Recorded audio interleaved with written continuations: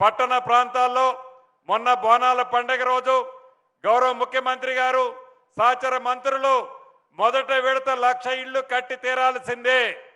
అది కూడా ఆనాటి ప్రబుద్ధులు పేదవాడు హైదరాబాదు అభివృద్ధిలో ఉండొద్దని, అంటరాని వాడిగా పేదోడిని చూడాలని ఆనాటి దొరల ఆలోచనలకి భిన్నంగా ఎకరము 100 కోట్లుండని 200 కోట్లుండని పేదవాడి ఒంట్లో ఉన్నది రక్తమే, ధనికుల ఒంట్లో ఉన్నది రక్తమే, పేదవాడి ఆత్మ గౌరవానికి 200 కోట్లు ఎకరమున్న స్థలంలోనైనా కట్టిద్దామని గౌరవ ముఖ్యమంత్రి రేవంత్ రెడ్డి గారి ఆలోచనలకు అనుగుణంగా ప్రతి నియోజకవర్గాన్ని యూనిట్గా తీసుకొని, అది జూబ్లీ హిల్స్ కానివ్వండి, పలకనామా ప్యాలెస్ కానివ్వండి, ఈ కుకటపల్లిలో కూడా చూస్తున్నారు ఎంత అద్భుతమైన టవర్లు ఉన్నాయో, వాటిని ఆనుకొని ఉండే విధంగా పేదవాడి కొళ్ళ ఇల్లు ఇందిరమ్మ టవర్స్ ద్వారా ఇవ్వాలని మొదట విడత 16 నియోజకవర్గాల్లో భూములు ఏవైతే ప్రభుత్వ భూములు ఉన్నాయో, గవర్నమెంట్కి డబ్బు అవసరమే, వేలం ద్వారా డబ్బు వస్తే మంచిగానే ఉంటుంది. కానీ దానికంటే పేదవాడి ఆత్మ గౌరవాన్ని ఈ ప్రభుత్వం, ఆనాటి ప్రభుత్వం తాకట్టు పెట్టింది. మనం తాకట్టు పెట్టద్దు. పేదవాడు కాలరు ఎగరేసే విధంగా అదే జూబ్లీ హిల్స్ లో, అదే పల్కనామా ప్యాలెస్ లో, ఇదే కుకటపల్లి కోర్ ఏరియాలో కూడా నిర్మించే కార్యక్రమాన్ని ఇంతకు ముందే గౌరవ ముఖ్యమంత్రి రేవంత్ రెడ్డి గారి చేతుల మీదుగా శంకుస్థాపన చేసుకున్నాం. బోనాల రోజు అనౌన్స్ చేశాం. మళ్ళీ బోనాల నాటికి అయ్యా ముఖ్యమంత్రి గారు, మళ్ళీ బోనాల నాటికి ఈ 16 గాని 20 నియోజకవర్గాల్లో ఇదే టవర్ల నుంచి మీరు బోనాలు పండుగ చేసే విధంగా ఈ ప్రభుత్వం వడిగా ఈ ఇళ్లు కట్టి మీకు ఇవ్వటం జరుగుద్ది. ఇందిరమ్మ ప్రభుత్వం అస్తమంటేనే హైదరాబాద్ ప్రజలకే కాదు రాష్ట్ర ప్రజలానికి నేస్తం. ఇందిరమ్మ ప్రభుత్వంలో ఒక మాట అన్నదంటే తల తాకట్టు పెట్టైనా ఆ మాటను నెరవేరుస్తాం.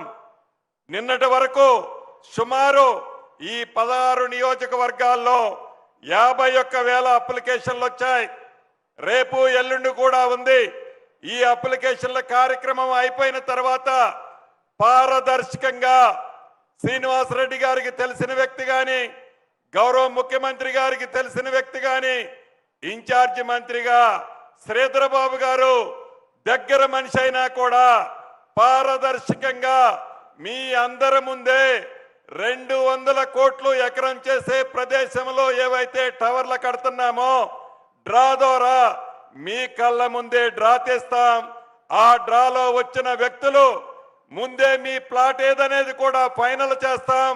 కాంట్రాక్టర్లు ఏదైతే కడుతున్నారో మీ సొంత ఇల్లు కట్టేటప్పుడు మీరు ఏ రకంగా పర్యవేక్షించుకుంటారో అదే రకంగా మీ దగ్గరుండి మీ కళ్ళ ముందే క్వాలిటీతో, నాణ్యతతో ఆ ఇల్లు మీ సమక్షంలో కట్టించే విధంగా ఈ ప్రభుత్వం చర్యలు చేపట్టింది.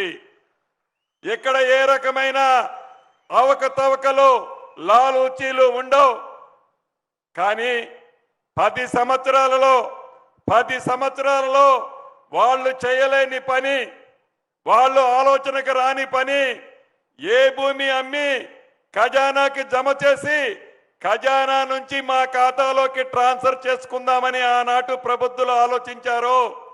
వారి ఆలోచనలకు భిన్నంగా ప్రతి నియోజకవర్గాన్ని ఒక యూనిట్గా తీసుకొని ఏ పేదవాడు నివసించే ప్రాంతంలో, ఏ పేదవాడు జీవనోపాధికి జీవిస్తున్న ప్రాంతంలోనే మీరనుకునే ఇందిరమ్మ ఇల్లు ఈనాడు ఈ ప్రభుత్వం ఇవ్వబోతుంది. ఇదేదో ఒకసారి ఇచ్చి అయిపోయింది అనేది కాదు. 1,00,000 ఇళ్ళు అనేది మొదట ఇచ్చే కార్యక్రమం, మొదట నిర్మించే కార్యక్రమం.